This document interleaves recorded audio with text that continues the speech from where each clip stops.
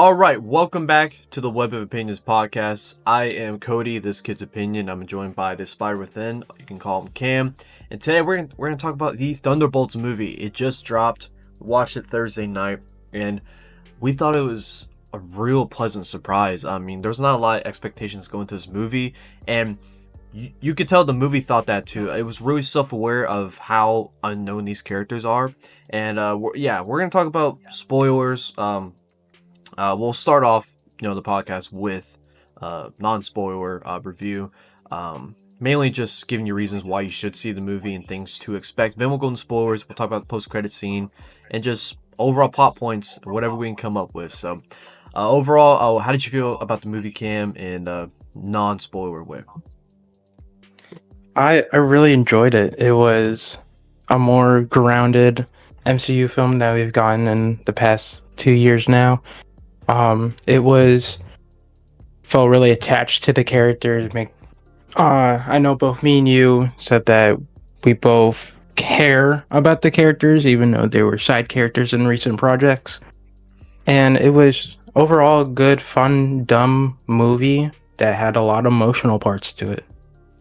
Yeah, I don't think we've ever had an MCU film that was this centralized on like mental health, like that it really gave its own style and something the MCU really hasn't like touched on before. Like I'm trying to think of I'm not sure. Like I know Deadpool Wolverine slightly touched on it, but not really. But I'm sure there's a movie that touched on mental health. But that was the movie. It was about mental health and what these characters have been going through. They all got something in common.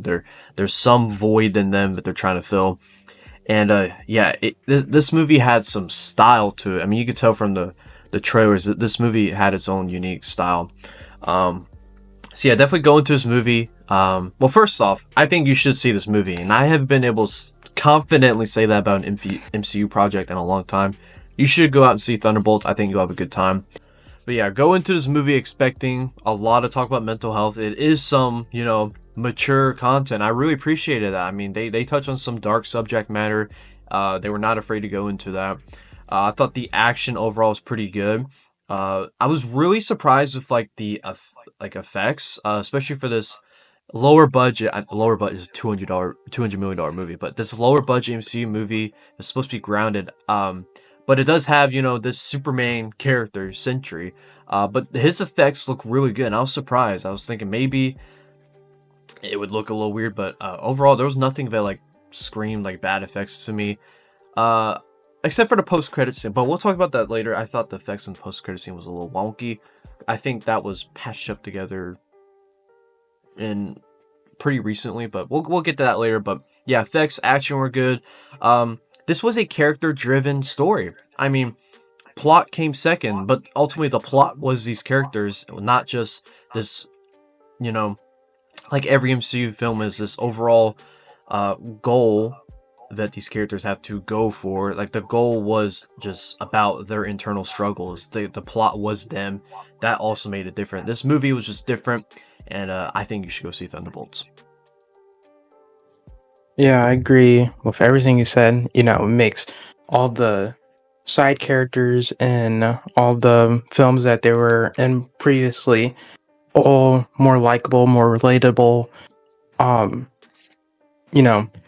You may have hated them in, their movie or TV show that they're in, and now, you see a different side of them or them trying to help, and now you like them. That was a really good part, because sometimes you need the change in a character, or you have to see more of a character to be able to like them, instead of seeing a couple scenes where they hurt people and they're automatically the bad guy.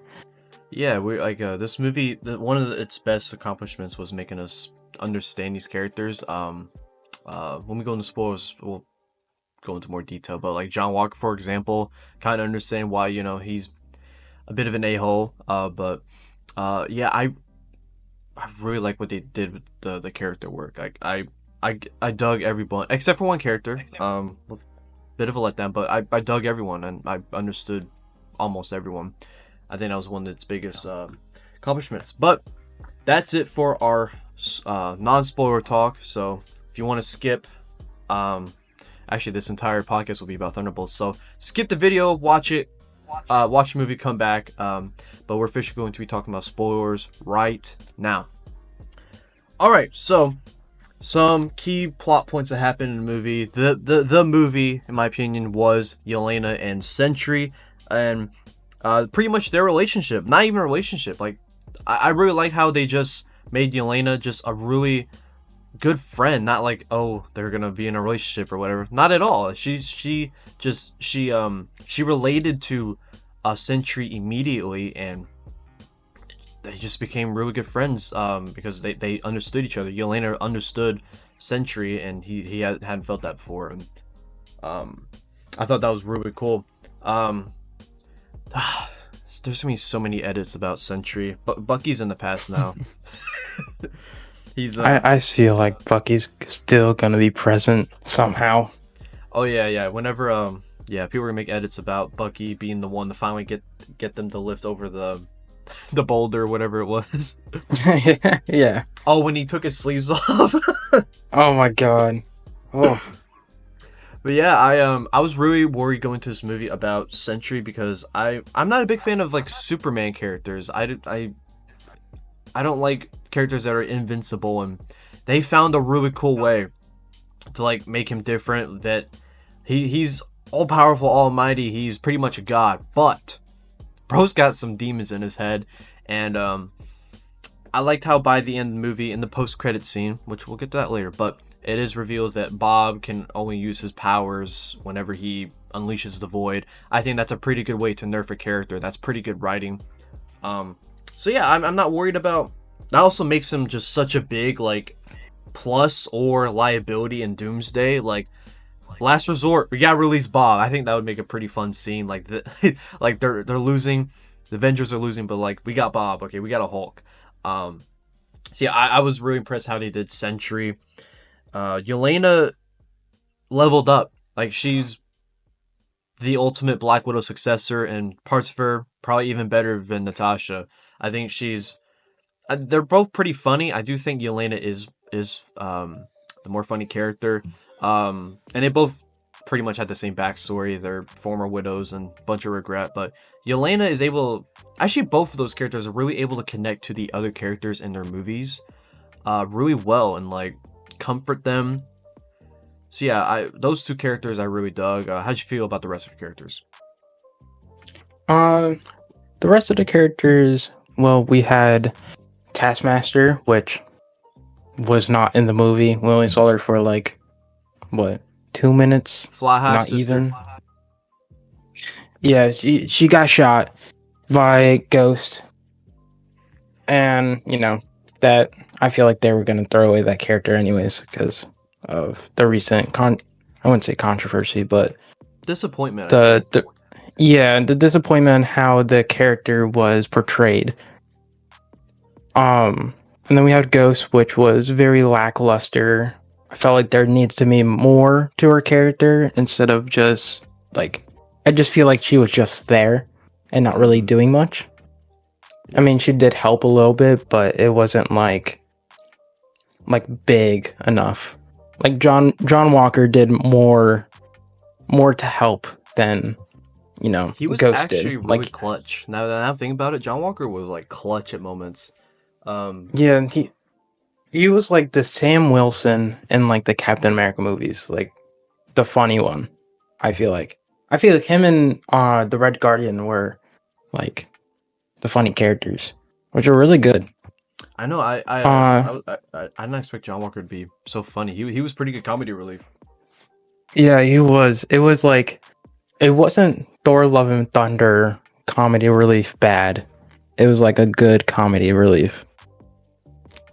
And then we had the Red Guardian, which was an awesome, character to like bring in like like 2/4 into the movie. It was a really good character. The same thing with John Walker, he's really good comedy relief. And then we have Yelena and Sentry, which were the big two characters in this movie that really carried it. It was more focused on both of them with their emotional struggles and what they're dealing with, like mental health wise. And it just made me feel more connected to the characters than I've really ever felt to a Marvel character before. What else? Yeah, I can't think of an MCU title that's like I said earlier, been so character driven, and like this made me feel like they're real characters, and I'm trying to think of like why, but the writing was just so good. Yeah, touch back on the characters you mentioned. Red Guardian. No real character development. He kind of did the same thing in Black Widow. He's this goofy guy who's very self-absorbed, but when it matters most, he can deliver a good speech to Yelena and make her feel better. And yeah, I mean, we got what we expected. Red Guardian, comic relief. Yeah, but I was worried it would be like a Love and Thunder character where it's just really obnoxious, but he didn't really. I don't think he did too much, thankfully.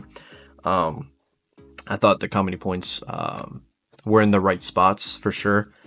I like how whenever the team was finally getting together, when Bucky like apprehended them and recruited them. I like how he did his big yes, and then it just immediately cut. I'm glad it didn't like because in the trailer he like held that for such a long time, started wheezing a lot. So I'm glad they immediately like just cut as soon as he started laughing. That was good editing. But yeah, I dug Red Guardian.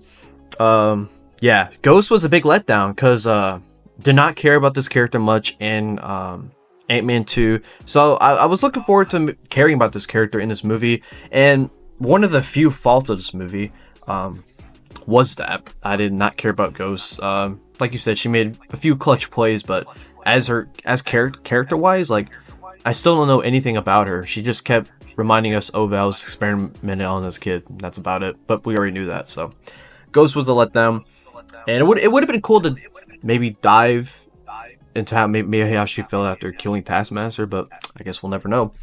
But yeah, John Walker was the perfect asshole because obviously these characters aren't good guys, but none of them are like deliberately mean. John Walker is, and I loved it. He was so good as this a-hole, but he's got good qualities too, and this movie showed that as well. So it did a good job balancing that. And I guess we can go to the post-credit scene now. He's an official Avenger. So end of the movie, the characters go into the void. So Val has this kill switch for Sentry whenever he. There's a lot more plot. Val is in some deep trouble because they're getting on to her about her corruption and all that. She's been working on this basically super soldier program. Bob, who is Sentry, decided to sign up for it. He's a drug addict, lonely. He's the perfect test subject for this. He's the only one that actually survived all the testings. And then he's at a facility in Utah, a bunch of Val's dirty laundry. So she, because she's getting all this trouble, she has also been hiring, basically all the Thunderbolts. They've been doing her dirty work. So they're also evidence. They could be potential bad evidence going against her. So she decides to send them all to one place, including Bob's crate he was being kept in, so that she could incinerate them all, and boom, no evidence going against her, so she won't get impeached from her CIA post. So, and then obviously, they all escape, and then Val gets a hold of Sentry and is basically gaslighting him into think of it, he's a god and all that, and she's using Sentry as a tool for her to make her look good because she created the next invincible hero that's going to protect America and Earth.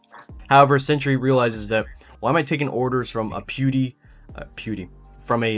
human, and he goes against Val. Val activates a kill switch. However, that only kills one part of Bob. The other half of him, his dark side, the void. So it's pretty much assumed that he's got some kind of bipolar depression, and as we know, the super soldier serum enhances the bad and good parts of you. So it kind of created an alternate. He's kind of like Moon Knight, okay, in a sense, but way more powerful. So whenever she activates Kill Switch, the Void just takes over Sentry. That's his alter ego, his evil side, the Void.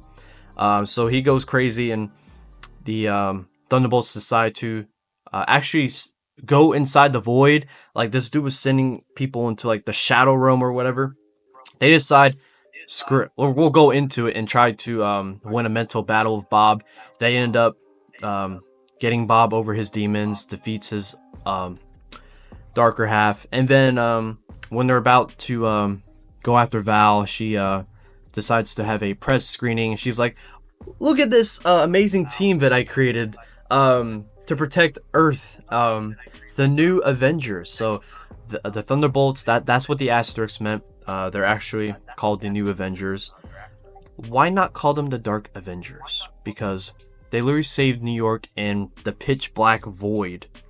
Like, going into this movie, my prediction was that they would be called the Dark Avengers because a civilian would be like, thank you, Dark Avengers, for saving us, because like they saved them in the pitch black. But no, this is why I should get paid the big bucks. But they decide to call them the New Avengers, and then there's two post-credit scenes. The first one is, you can definitely not pay attention for that one. It's just a Red Guardian talking to some lady in a store, trying to get her to realize that the New Avengers have a Wheaties box, and he's trying to hint that he's on the box. She doesn't recognize him.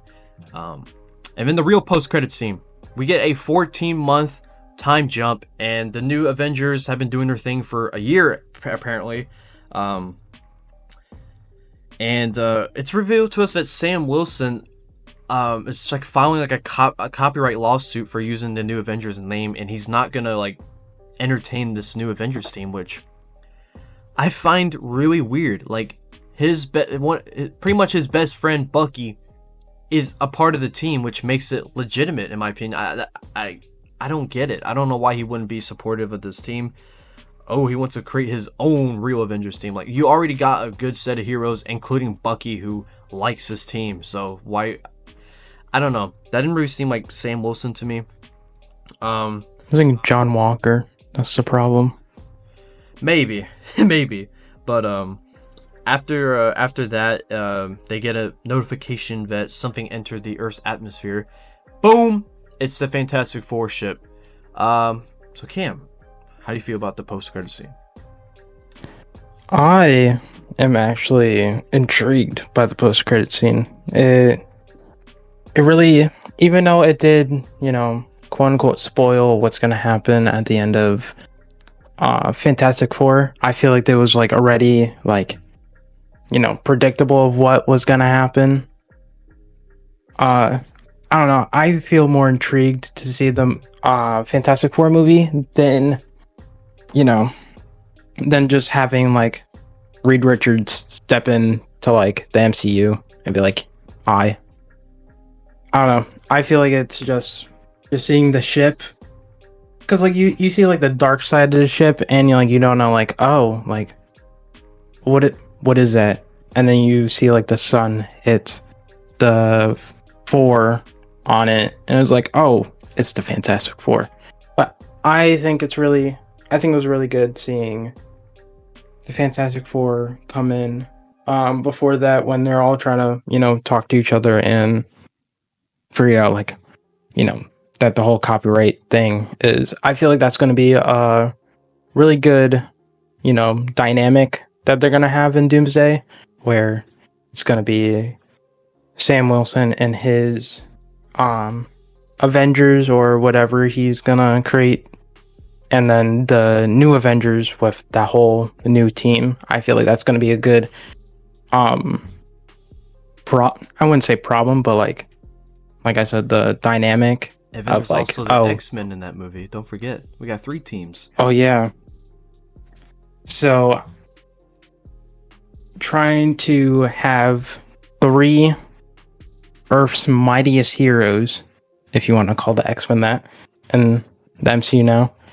But all 3 teams trying to figure out, okay, I'm we're the best team, that's gonna create some problems, and they're gonna have to figure out how to work that out to maybe defeat Doom. I'm gonna be real. I'm on Team New Avengers because Sam Wilson's team is gonna be weak. Let me tell you. But Yeah, it is. It really is gonna be weak. but yeah, yeah. So it's pretty cool that we have different opinions on this. So let us know in the comments what you think about it. But I don't really like this post-credit scene. First off, I think the effects looked bad. Maybe I need a second watch, but I thought it was very apparent they were on a green screen, which was unique for the movie because the effects were really good throughout the movie. So it definitely looked like this was like quickly made. I could be wrong, but I don't know. The effects look bad, but I don't know. It kind of takes a little bit off Fantastic Four for me because I am going to that movie assuming that that they're gonna flee their universe, but like 100% confirming it is like because they're gonna do so much world building with the 60s universe. It's like, why do I care now? I know 100% that it's going to be destroyed by Galactus, so it's just like, get me to the end. Get me to the post-credit scene. Is there RDJ Doom? Like, going into Fantastic Four now, all I care about is seeing if they even work, if these a little bit of controversial castings even work, and if we're going to see RDJ Doom. Other than that, like, why else should I see Fantastic Four? That's just my opinion. But I do like that for the first time in a while, a post-credit scene is actually leading into the next movie. That was really big in Phase 1, the MCU. Every post-credit scene led into the next one. So it is good to see that again. I will admit, and it is cool to see the Fantastic Four logo in an MCU film. Yeah, so those are the positives of it, but I do think it takes a little bit from the Fantastic Four movie for me. But we did say, I don't know if we spoke this on an episode or a prediction, but when Doomsday, the cast release, or when they announced the whole cast, we saw all the Thunderbolts, the actors that play it. So that kind of spoiled the movie, saying like, oh yeah, they're all gonna live. True, I didn't like that as well. But it came out to be more, okay, this is more story building and more character development. And so like it's kind of the same thing, if you understand what I'm saying. Yeah, but like to a point, it's gonna be really character-based Fantastic Four as well. Is that what you're saying? Yeah, I feel like it's going to be more character driven. It's going to be, why are we going to like these characters, and how we're going to see them, and how they're going to act, and how they're going to play a major role in future MCU films. I feel like that's their point of the Fantastic Four movie. And same thing with Thunderbolts. Maybe it's going to be a little bit different. Maybe not. No idea. That's a good point. We shall see. That's actually a pretty good point. All right. Any other comments you have about the Thunderbolts movie? It was just solid movie. Felt like old Marvel. Maybe Marvel's coming back slowly but surely. I don't know. We'll have to see with the next couple of MCU films in the next couple of years. But I'll give this a solid 8.5, 9. Yeah, I'm gonna go with 8. I really enjoyed this movie. There's not a lot of criticisms for me. Yeah, Thunderbolts. So I guess we'll give it an 8.5, like for our official combined score. Yeah. 8.5 out of 10 for Thunderbolts. You should go see it in theaters. Yeah, let us know what you guys think in the comments. And make sure to like this video, subscribe. If you're watching on YouTube, make sure to follow us on any podcast streaming platforms. But that's gonna do it for us. Thank you guys for watching.